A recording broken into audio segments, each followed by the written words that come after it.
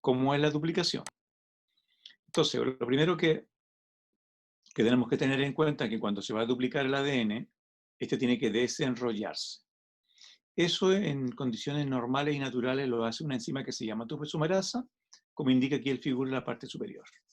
¿Ya? La topoisomerasa, con gasto de energía, usando ATP, desenrolla la hebra. Luego me queda el problema que las hebras están unidas, si permanecen unidas por los puentes de hidrógeno. Y ahí entonces donde aparece una segunda enzima, que es la que está aquí en el centro, que se llama helicasa, que también con gasto ATP rompe los puentes de hidrógeno. Los puentes de hidrógeno se producen de manera espontánea. Por lo tanto, si yo no hago nada después de que se separaron los enlaces, estos se vuelven a regenerar. Por eso, para impedir que las hebras se vuelvan a unir, se interponen, en el caso de la duplicación del ADN, unas proteínas que se conocen como SSP. Y ahí ustedes las pueden ver entonces en ambos sentidos, las proteínas SSP, ¿ya? Que están entonces impidiendo que se puedan volver a juntar las hebras. Y ahí entonces la enzima que duplica la ADN polimerasa podría duplicar. Pero hay un inconveniente.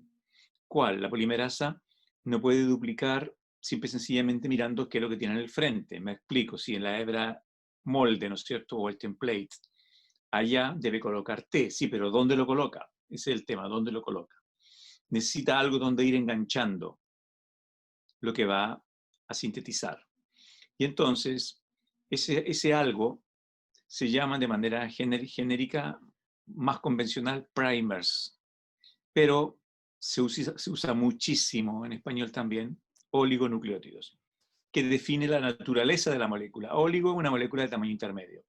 Entonces son moléculas formadas por una cadena de nucleótidos entre 18 a 25, por eso son un oligonucleótido. ¿Ya? La enzima necesita esos para poder en ellos enganchar lo que va a duplicar. ¿Ya? Y entonces la duplicación del ADN, por otro lado, es asimétrica. Como ustedes ven, se entiende como asimétrico que, como ustedes ven hacia la izquierda de la pantalla, la hebra está duplicada de una sola vez, mientras que en el frente la hebra se duplica de a pedazos. Ya, eso en inglés se le llama a la primera hebra que se duplica de una vez, se le llama hebra leading, y la hebra que se genera de a pedazos se llama hebra lagging. ¿Por qué es eso? Porque la polimerasa solo trabaja de 5 a 3'. Y en la hebra donde se sintetiza a pedazo, ¿no es cierto? Lo complementario es 3', 5'. Y ella no copia 3', 5', ella copia 5, 3'. Por eso que tiene que sintetizar a pedazos. Por eso la DNA, perdón, por eso la duplicación del ADN es asimétrica. Y bueno, en el caso de la duplicación normal, el primer de la RNA lo proporciona una RNA polimerasa normal, o sea, la que forma el ARN, y los primers de la cadena de a pedazos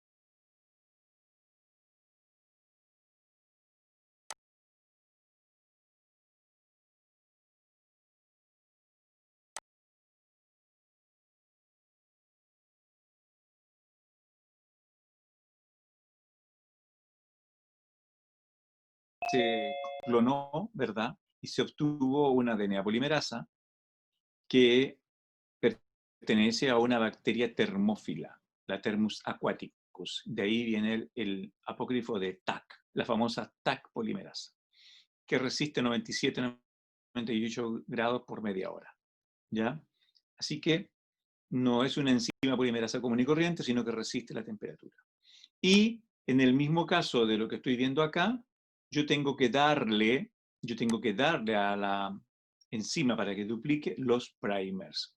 Ahora, esos primers, si yo estoy trabajando con cualquier gen, simple y sencillamente para poner de manifiesto cómo ocurre este proceso, puedo usar lo que se llaman primers universales. Es decir, los primers universales obtienen, ustedes le mandan en una computadora todo lo que saben. Entonces ustedes le ponen, lo explico. Le pongo a la computadora todas las secuencias que conozco del hombre, todas las secuencias que conozco de la Drosophila melanogaster, del C. elegans, del Zebra Fish, y sí, todos los animales, insectos, bacterias, Escherichia coli, virus, todo lo que conozco de información genética se la meto a el computador y le digo, ya computador, mira, búscame una secuencia entre 18 y 25 nucleótidos que sean, que se encuentren presentes en todos estos bichos que te metí, una para la hebra 3', 5' y la otra para la hebra 5', 3'.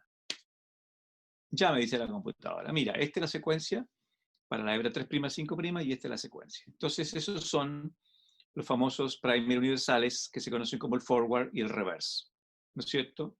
Porque como va uno en un sentido, el otro va en el otro sentido, entonces de ahí se le dan los nombres, el forward y el reverse, el que va hacia adelante y el que va hacia atrás. Esos son los primers universales. Si yo estoy trabajando con un gen específico, yo tengo que mandar a hacer los primers. Yo estoy trabajando con un gen específico, entonces yo necesito cerciorarme que realmente se va a duplicar lo que yo quiero, entonces yo mando a hacer un primer. Bueno, sea que sean especiales o no, la PCR necesita primers, ¿ya? Y lo otro, la polimerasa, todas las polimerasas son enzimas dependientes de magnesio. Por lo tanto, yo tengo que poner magnesio, ¿ya? En la reacción, ¿ya? Y con eso, entonces, perdón, hay que ver.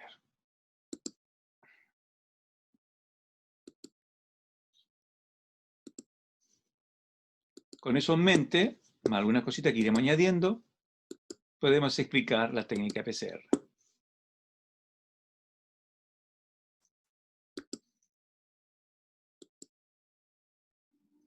Bien.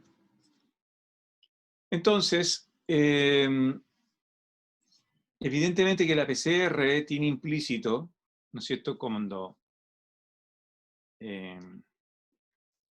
yo voy a duplicar un gen que yo ya conozco, porque tengo los primers y todo, no voy a duplicar cualquier cosa, ¿ya? Aunque también podría duplicar cualquier cosa de lo que haya si uso los primers universales, solamente para demostrar la técnica, ¿ya? Entonces, las características que permiten esta técnica que se llama reacción en cadena de la polimerasa reside básicamente, ¿no es cierto?, en que cada célula tiene ADN. En un individuo todas las células son idénticas en cuanto a la información genética que tiene, ¿ya? Cualquier muestra de un individuo, no importa de qué parte sea, tiene el mismo ADN. Sí tenemos que hay o podemos encontrar secuencias diferentes en organismos distintos, ¿ya? Y en especies como nosotros vamos a encontrar secuencias que son idénticas. Esas secuencias nos hacen seres humanos, pero hay secuencias que son diferentes. Esas nos permiten identificarnos, ¿ya? Y nos permiten ver que son las que se usan para paternidad, por ejemplo, ¿ya? Entonces todos tenemos algunas secuencias que son diferentes de los demás individuos. Nosotros ya sabemos que una cadena de DNA puede reconocer su cadena complementaria y eso se hace a través de la técnica de hibridación, ¿ya? Y también sabemos que el DNA se puede sintetizar y replicar in vitro, ¿ya? Es decir, lo que vamos a hacer ahora, que es amplificación según el segundo punto que sale ahí. Y como ya lo hemos dicho antes, el ADN es una molécula muy estable, poniendo como ejemplo que podemos estudiar las momias, por ejemplo, y el ADN está estable. Bien, Entonces, la PCR, como dijimos, es una técnica de amplificación. Yo tengo muchas secuencias distintas, ¿ves? Pero hay pocas copias de cada una de las secuencias, evidentemente. Entonces ahí al azar te ha elegido una secuencia y yo la tomo, la meto a la PCR y tengo un DNA amplificado. ¿Ves? Tengo muchas copias ahora, muchas copias de esa única o pequeña secuencia. ¿Ya? ¿Para qué sirve? Para clonación, para estudiar expresión génica, para hacer un screening de genoteca de una manera especial, ¿no es cierto? Yo meto cada una de la información genética de mis clones, la voy metiendo a la PCR con los primers, y la que me dé positivo, donde se amplifique el ADN, bueno, ese es el clon de la genoteca que tiene la información que yo ando buscando. Me sirve para estudiar DNA fósiles, relaciones evolutivas, como lo que yo les dije de las momias. Sirve para paternidades, para identificación de individuos. Por ejemplo, si un individuo muere en un incendio quemado, se quema completamente, lo que se ve al menos, no hay huellas dactilares ni características físicas fácilmente identificables como pelo, qué sé yo. Se puede entonces tomar una muestra de ADN y se identifica de esa manera por el patrón de ADN que se va a establecer por la PCR. Se puede usar la PCR para detectar enfermedades infecciosas. Así se hace, de hecho, ahora en el Instituto de Salud Pública. Ya no hay usos de laboratorio convencionales microbiológicos en el ISP, Instituto de Salud Pública, sino que se hace, ya se sabe, se tienen primers específicos para Escherichia coli, para Shigella, para bacilo de Koch, etc. Entonces, no hay dónde equivocarse. Se pueden detectar mutaciones, se pueden, ¿no es cierto?, para saber si hay activación de oncogenes o enfermedades genéticas, y también sirve para la tipificación y seguimiento de trasplantes. También sirve para eso la PCR. ¿Ya? Entonces, ¿cómo se hace? Se toma una muestra, de la muestra se extrae el ADN se pone en la PCR, voy a dar un poco más de detalle de eso, obviamente, y después se amplifica, o sea, perdón, se visualiza si resultó la PCR, poniendo en un gel de electroforesis el resultado de la PCR. Y ahí aparecen las bandas y yo voy a saber si efectivamente obtuve lo que quise o no. Ya finalmente, siempre para comprobar una PCR, perdón, bien digo una PCR, uno hace una electroforesis. Entonces aquí aparece lo que yo les decía, ya, que la PCR se hace en un aparato que se llama termociclador, me da ciclo de temperatura. Y lo que sucede es lo siguiente, usa 3 rangos de temperatura. Ese 94 de arriba puede ser 96. El de al medio, fíjense que es un rango entre 50 y 60. Suele ser muy de amplio uso el 52. Y luego el 72 es el único que no se cambia. ¿Por qué? Porque el 72 corresponde a la temperatura óptima de vida de la Thermus aquaticus, es decir, de la enzima Taq polimerasa. Entonces, con la primera fase, con la desnaturalización, así se llama, ya con la desnaturalización, lo que se está persiguiendo es lo que dice el nombre. Al haber 94 grados, se abre el ADN, se desenrolla y se abre. Al estar abierto, entonces los primers que yo puse se pegan, como ustedes ven aquí, ¿no es cierto? Uno celeste en un lado y un rojo en el otro lado. ¿Ve? Ahí el primer reconoce la zona que le es complementaria y se pega. Y ahí sube la temperatura a 72 y a partir de esos primers, ¿ve? Porque siempre es así, la DNA polimerasa nunca copia si no tiene primer. A partir de los primers sintetiza lo que le falta en cada una de las células. Y eso se hace más o menos en el estándar 30 veces. Es decir, una reacción en cadena de la polimerasa normalmente consta de 30 ciclos. Y en cada uno pasa esto. Y normalmente la media es que se está el aparato 30 segundos en cada una de estas fases. Está 30 segundos en denaturalización, 30 segundos en hibridación, 30 segundos en polimerización. Cuando nosotros sabemos ya de hecho que estamos trabajando con un gen que es más grande que lo clásico, que es un gen que tiene muchos nucleótidos, entonces se puede jugar un poco más y, por ejemplo, aumentar el tiempo de la polimerización, darle un minuto y medio, para que la polimerasa tenga tiempo de terminar de copiar bien ese gen porque es grande. Pero la media es 30, 30 y 30. Lo clásico en PCR, ¿ya? Y aquí entonces vemos representado el proceso de amplificación. Partimos de una muestra que tiene 2 hebras complementarias y terminamos en el ciclo 4, aquí en el ciclo 4 con 32, ¿ya? Pero si nos vamos a los 30 ciclos, ustedes lo ven, son 2 elevado a 30 moléculas y por lo tanto tenemos 1.073.824 moléculas. Claramente es una técnica de amplificación. Cuando uno da ejemplos, se valora mucho esa amplificación.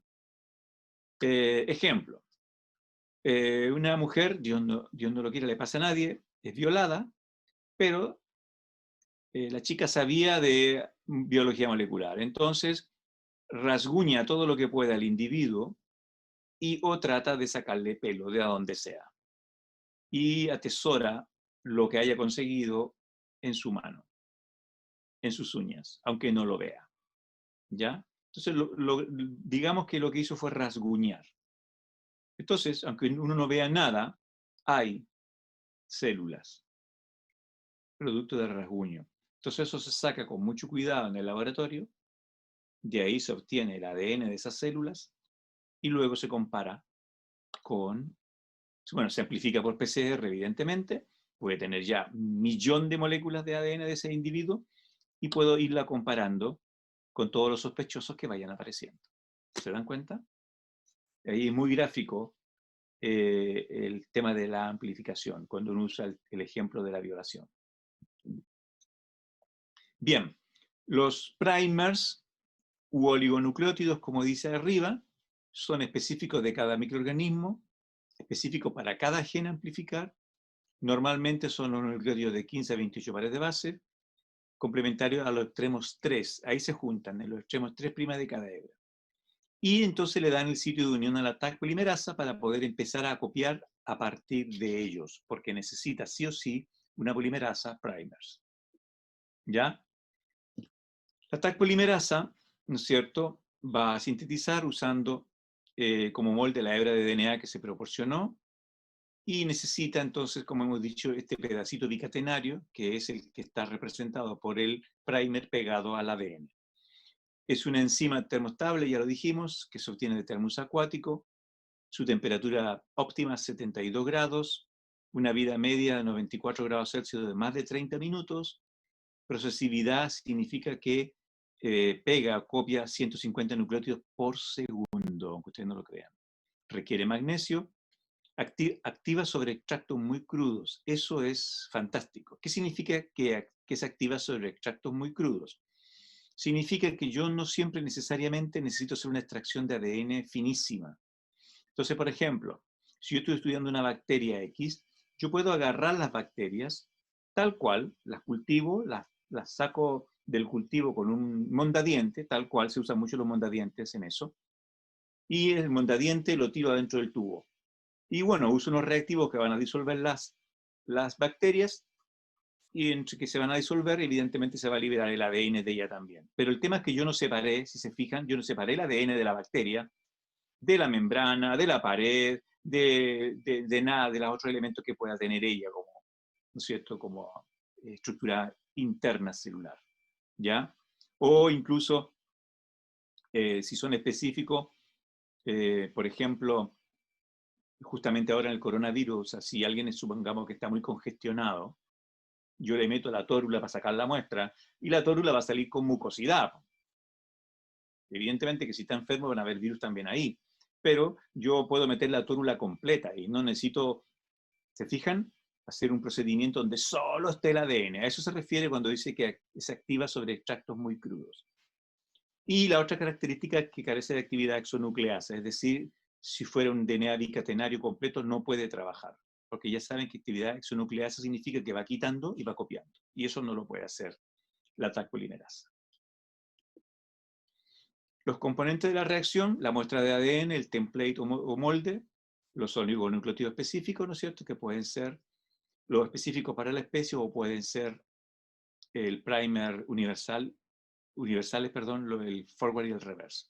La traspolimerasa y el tampón de reacción, donde de las cosas más importantes que tenemos, evidentemente que está el magnesio, y obviamente que si yo voy a duplicar ADN, tengo que darle los nucleótidos para que duplique, ¿ya? Los nucleótidos. ¿Qué estoy haciendo? Estoy copiando ADN. ¿Qué es ADN? Es ácido desoxirribonucleico. Entonces, en PCR, para dejar bien en claro que son nucleótidos de ADN, se usa ese prefijo, ¿ya? Y a los nucleótidos que se usan para la duplicación de ADN, entonces le llama desoxirribonucleótidos. Pero hay una cuestión aquí que es importante, y es la siguiente. Nosotros sabemos que cuando yo necesito o requiero que dos moléculas se unan, lo van a hacer solamente a través de un enlace. Pero sabemos que un enlace necesita energía. Sin energía no hay enlace. Por lo tanto, evidentemente que cuando yo voy a duplicar ADN, para que se peguen los nucleótidos nuevos, que van a ser la hebra que se va a sintetizar, yo necesito energía. Y entonces, en la duplicación de ADN, y es lo mismo que se aplica acá, los nucleótidos, o la enzima más bien, la enzima en vez de estar usando ATP, los nucleótidos son trifosfato. Tienen 3 fosfatos. Entonces, en el proceso, 2 se sueltan para obtener energía y se queda monofosfato, que es como es un nucleótido en el ADN. Eso significa, en ese tampón de reacción, el tercer punto, DNTPs, ¿ve? Se lee desoxirribonucleótidos trifosfatos. Esos son los DNTPs. Son los nucleótidos, pero tienen la misma característica que en las células. Son trifosfatos, repito. Y entonces ellos mismos aportan la energía. No necesitamos estar trayendo ATP de otro lado, ni mucho menos. En el mismo nucleótido está la energía para realizar el proceso. Por eso que son DNTPs, desoxirribonucleótidos trifosfatos. Se necesitan cantidades mínimas de ADN, picogramos es suficiente, se puede detectar una sola bacteria, se puede detectar, de hecho es peligroso, ¿no? Porque si yo estoy trabajando en un gen específico y no manejo bien la asepsia, se me puede contaminar. Yo conocí a personas que le pasó eso, que después de mucho tiempo van a buscar el resultado final de su estudio en el secuenciador, y la persona del secuenciador le dice, toma, aquí está su resultado, es un gen de Escherichia coli. Es decir, en algún momento se contaminó y sonó, y lo que se amplificó fue el gen de la Escherichia coli y no lo que él estaba estudiando. Lo bueno de la PCR es que funcionan mezclas complejas de ADN, ¿ya? Entonces, por ejemplo, supongamos que yo tengo un resfriado complejo, donde tengo influenza, tengo coronavirus y cualquier otro virus común y corriente, y en el fondo mi resfriado responde a más de un virus. Pero yo pongo en mi PCR solo los primers para el coronavirus. Y aunque haya otro ADN, ¿se fijan?, presente de otros bichos, solamente se va a amplificar lo que yo quiero. Por eso dice funcionan mezclas complejas de ADN. No requiere purificaciones complicadas, porque incluso, como dijimos, puedes trabajar en crudo, e incluso puede funcionar con DNA parcialmente degradado. Entonces, supongamos que tengo una persona que se encontró muerta, de varios días, ya podrida, no se puede identificar, y entonces evidentemente está gangrenado, ese tejido se está pudriendo, pero aunque haya ADN de esa célula que esté ya parcialmente podrido, degradado, igual sirve. ¿Ya? Igual sirve. Aquí me muestra simple y sencillamente que la TAC, si bien es cierto la que más se usa, indiscutiblemente, incluso el hombre la perfeccionó, ya el hombre hizo ingeniería genética en la propia TAC, le incrementó la procesividad y creó la que se llama la Golden TAC, ¿ya? La TAC dorada. y es la que más se usa. Pero de todas maneras ahí tienen una sinopsis rápida de otras enzimas que también son termoestables, ya la TTH, la PWO, la TLI y la PFU, ¿ya? Son enzimas también termoestables, ¿ya? Ventajas e inconvenientes. Ventajas: alta sensibilidad, alta especificidad, poca muestra, no necesito purificaciones complicadas, ¿no es cierto? Y se hace automáticamente. Inconveniente, a esta altura de la vida, solo la primera, contaminación. Este PowerPoint tiene unos años ya y ya no es una nueva tecnología. Al comienzo era como un milagro poder ver un termociclador, pero ahora ya no, ya ahora sobreabunda. Entonces el único inconveniente, si no se trabaja bien, es la contaminación, porque van a terminar amplificando un virus bacteriano o de cualquier otro bicho, menos lo que uno está requiriendo. Y eso es, colorín colorado, todo lo que tiene que ver con PCR. Preguntas, dudas, ¿lograron seguirme? ¿Hay algo que necesiten que justo ahora entonces lo aclaremos, lo comentemos más? Bueno, profe, yo quería preguntarle algo sobre el cuadrito de las polimerasas que mostró recién. ¿Ya? No sé si lo puede poner.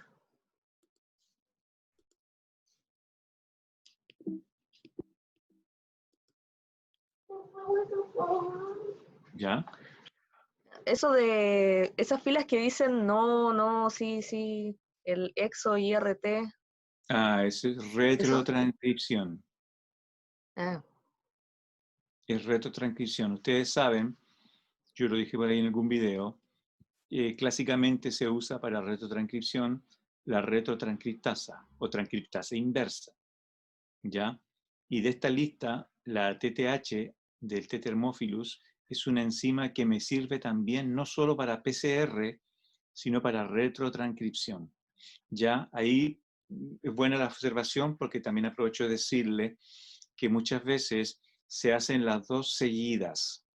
Entonces, cuando yo estoy trabajando, por ejemplo, con un gen, pero no lo conozco, y tengo el mensajero, yo tomo el mensajero, hago una retrotranscripción en la PCR, o sea, en el termociclador.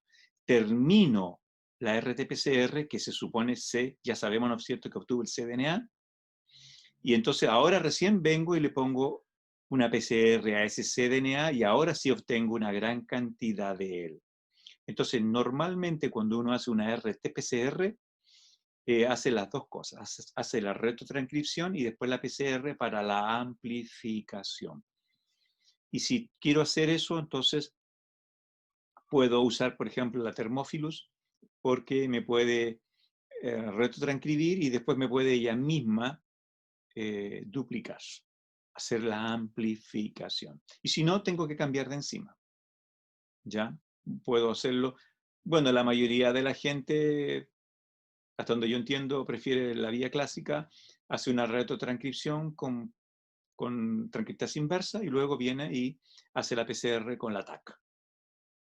Eso significa el no, sí, no, no de ahí. Si sirve o no sirve para retrotranscripción.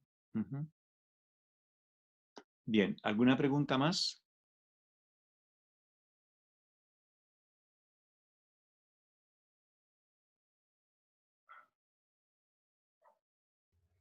Yo, profe, los primers universales, ¿cuándo se ocupaban?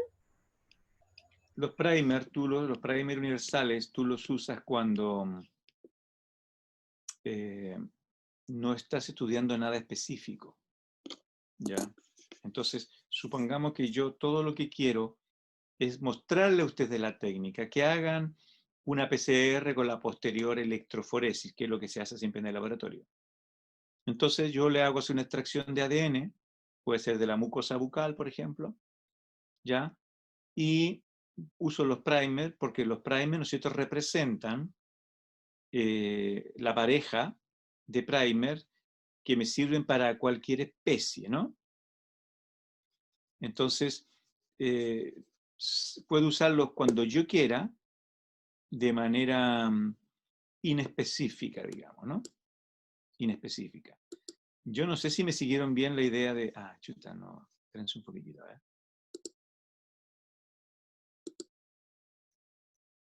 Espérense un poquitito, porfa. Entonces, a ver. Esto aquí. Yo no sé si me siguieron bien la idea de eso. O sea, si yo le doy a la computadora, le digo, mira, a ver si esto debería poder escribir. A ver. Ah, no lo prendió, pajarón. Ya. Si yo le doy yo le digo a la computadora, mira, estas son todas las secuencias del ser humano, estas son todas las secuencias de la rata blanca, estas son todas las secuencias del ratón MC no sé cuantito, estas son las secuencias de Drosophila melanogaster, estas son las secuencias del C. elegans, estas son las secuencias del mono, estas son las secuencias de la cebra, del pez cebra, y bla, bla, bla, bla. Ahí está el ADN de cada uno. Entonces, voy a tomar uno acá. Uy, perdón. Ya, no importa. Voy a tomar este de aquí. Este lo tomo, y entonces esos, evidentemente, yo con una línea representé el genoma de una especie, pero yo sé que son doble hebra. Entonces yo le voy a decir a la computadora que en esta hebra 3', 5', me busque una secuencia, ¿verdad? Que sea la misma en todas las hebras primas de toda esta lista que yo tengo acá. A ver, que no me hace caso. De toda esta lista. No me hace caso. No sé qué mono le picó. ¿Qué bicho le picó que no me hace caso?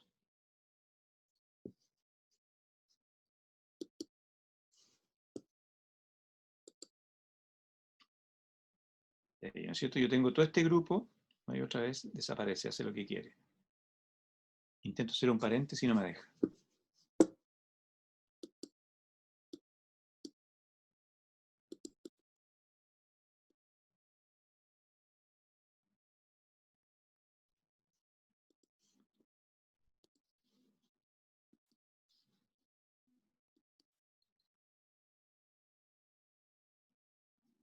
Entonces, a ver si ahora me resulta. Tampoco. Ahí sí. De toda esta lista, de todos, yo le digo que de cada uno de ellos me busque entonces, de la hebra 5', ¿no es cierto? Una secuencia de 15, yo mismo le digo a 25 nucleótidos, que se repita en todos. Y lo mismo para esta otra hebra. Entonces, ¿ve? Esta entonces, uno de ellos sería, ¿no es cierto? El que va en la hebra que es la que duplica la polimerasa 5' al 3', entonces eso es lo que se llama, ¿no es cierto?, el forward. Y la otra, el otro primer que va en la otra hebra, me equivoqué acá,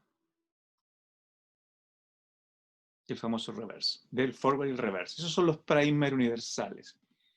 Porque, repito, alguien se dio el trabajo, metió los datos a la computadora, y para cada hebra me sacó esas secuencias que me sirven para todas las especies. Entonces yo sé que sí o sí una PCR me va a resultar, no importa que yo esté usando.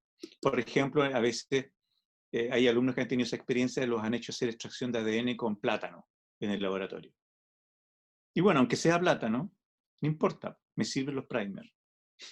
Si yo quiero duplicar algo, porque es información genética ya conocida. ¿Te fijas? O si yo hago una extracción de, no sé, pues de un ratón, de lo que sea, yo voy a la segura, porque los primers universales me sirven para todo, por eso son universales.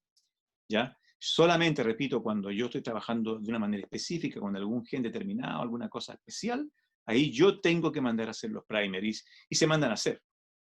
Uno escribe la fórmula y lo manda a hacer. Quiero esto. Y me lo hacen para el forward y para el reverse, para los dos. Eso. No sé si hay otra pregunta. ¿Qué más?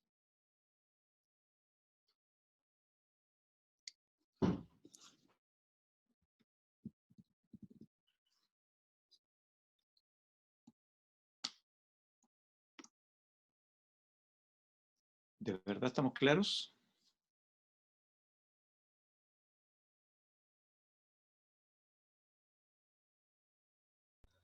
Sí, profe. ¿Sí? Sí, profe, Bien. por mi parte igual. Ok. Entonces, como todavía nos quedan unos minutos, no sé si alguien quiera plantear otro tema diferente que haya estado mirando y que le complique de alguna forma o manera. Le mandé, bueno, se supone que ustedes automáticamente saben cuando yo mandé un mensaje, ¿no? Y les mandé uno, ¿no es cierto?, indicándole que ya le había subido la evaluación formativa para que empiecen a trabajar con ella. Ujú. Bueno, de todas maneras se supone que mañana tenemos clase. A las 9:30, ¿no? 9:30, sí. Así que bueno, de aquí a mañana pueden echar otra miradita y si hay algo que me quieran preguntar o si van a empezar a trabajar la evaluación formativa, también pueden hacerme consultas de eso. Porque, a ver, déjenme que revise.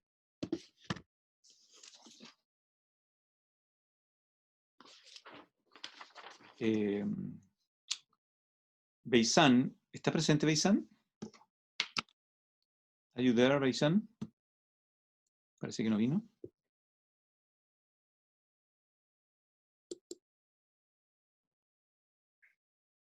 No vino el Beisán. Fernando. No vino. Fernando Beisán me dijo que ustedes habían cambiado las fechas de la prueba. Entonces, bueno, yo lo consideré, lo escuché y todo lo demás, pero de todas maneras yo esperé a que estuvieran todos para que me lo ratificaran y entonces me digan la nueva fecha de la prueba, porque la habían cambiado en un día, creo. ¿Lo tienen bien claro para ya anotarlo definitivamente? ¿Cuándo pusieron la prueba?